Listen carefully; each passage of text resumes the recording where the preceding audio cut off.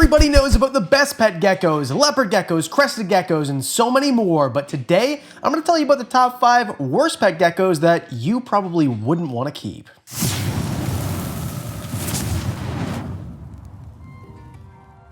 Please keep in mind, this is the top 5 worst geckos for most people, and in fact, it's kind of a trick video because all of these geckos are amazing and I would love to keep all of them. But for each one of the bad geckos, I will give you a substitute as well that might be better for you. So let's get right into it. Number 5, Chinese cave geckos. And this is gonna surprise you because I've actually had them on top 5 best list before. I've done full videos about how much I love them, but the reason they're on this list is because for most people, they're not what they're looking for from a terrestrial gecko. Unlike a leopard gecko, which is shocker, what I'm going to tell you to get instead, Chinese cave geckos are, well, very reclusive and you're never going to see them, basically, almost ever. If you come out at night, you might see them running around, but as soon as they see you, they're going to run right back into their cave, hide whatever it is that you give them.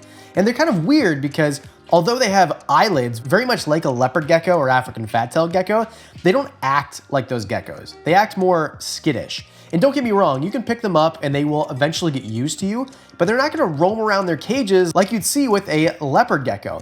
In fact, some leopard geckos, in situations where it's possible to cohabitate them, you'll see them interacting with each other. They're gonna be out and about even during the day sometimes, where with cave geckos, you're only ever gonna see them at night, in my experience. I've owned 6 of them.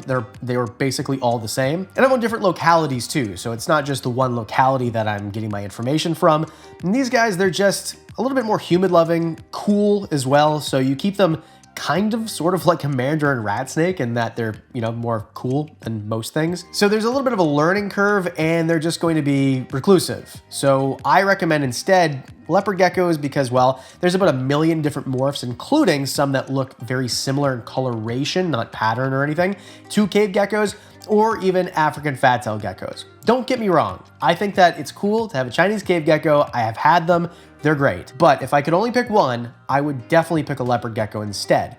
They're gonna be a lot easier to handle. They're gonna be like this, basically right out of the egg. Although this guy, I think this is like a, I don't know, this is an impending doom leopard gecko. She tried to jump on the floor a couple times. And you're just gonna see them out more. Plus, it's so easy to find information. Everybody and their mother has done a care guide, including the one that you can watch from me right there. And there's so much information that it's just easy to get. Plus, with leopard geckos, with females especially, because they are a communal species, we now know that they're not a territorial and solitary animal at all. Like the opposite of that. So if you're somebody who wants like a big 4x2x2 to put 2 or 3 of these guys together, you definitely can, and there's lots of information on how to do that properly, which is great. One of the things I love about leopard geckos is the way that they move and they actually interact with each other, not because they have to, but because like they do in the wild, they live in colonies and they need each other to survive. And seeing that behavior in captivity is something I love. Number 4, a much more obvious one, tokay geckos. Listen, tokay geckos are really cool. They are probably the most beautiful of all the geckos with those spots, especially if you get a quality captive bred one that is powder blue with bright orange spots. Those are my favorite, like my friend Dion at Reptiles has. Man, your claws are a lot sharper than I thought they'd be. I thought she was biting me when I looked down. And that's something you're gonna have to deal with tokay geckos is they will bite you, I promise.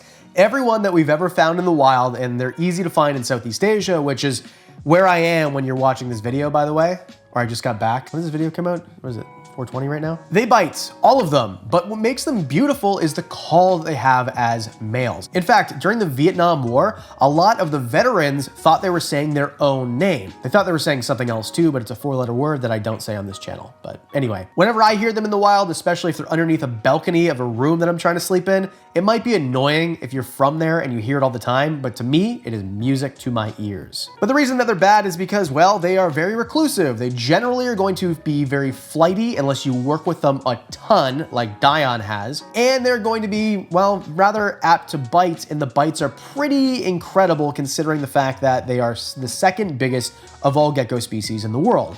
So what am I going to tell you to get instead? Well, obviously the biggest gecko species in the world, a Leachianus gecko.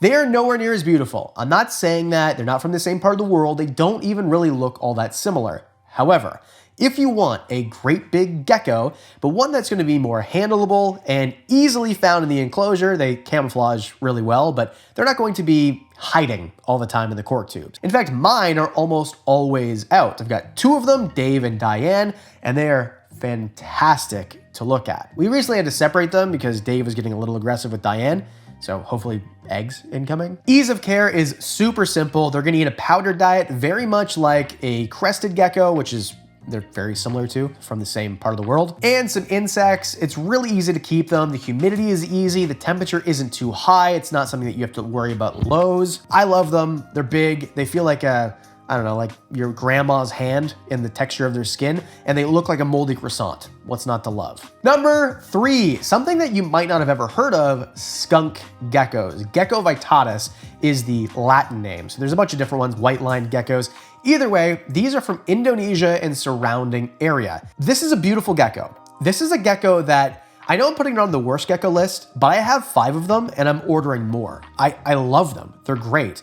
The problem is they come in wild caught almost always, and don't worry, they're abundant in the wild, and when they're wild caught, I did a whole video about it right here, but they're not just sniped from trees all lackadaisically. There are quotas and it's very ethical, and when they come live in captivity, what we do is we deworm them, get rid of all the parasites, and give them a beautiful area to live in inside your house that has the perfect temperatures, no drought, no famine, no disease, no predation. With that said, almost everybody should get captive bred animals instead of wild caught, and there are some people out there that are breeding them, and I want to be one of those people too.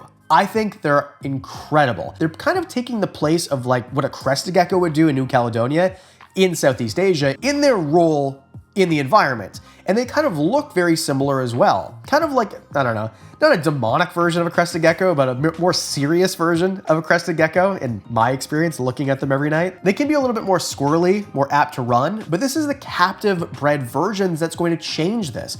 The ones that are squirrely and about to run, those are the ones that are, well, taken from the wild.